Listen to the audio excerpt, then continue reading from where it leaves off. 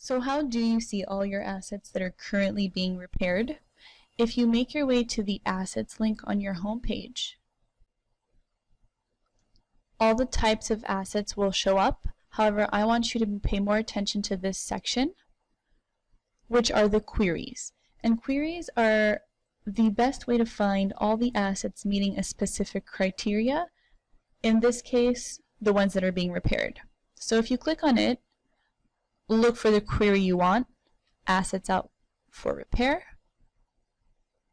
and you get the list.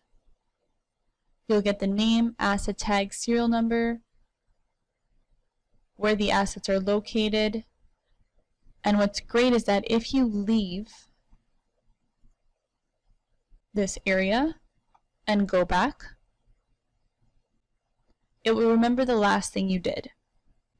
And that is how you can see which assets are being repaired.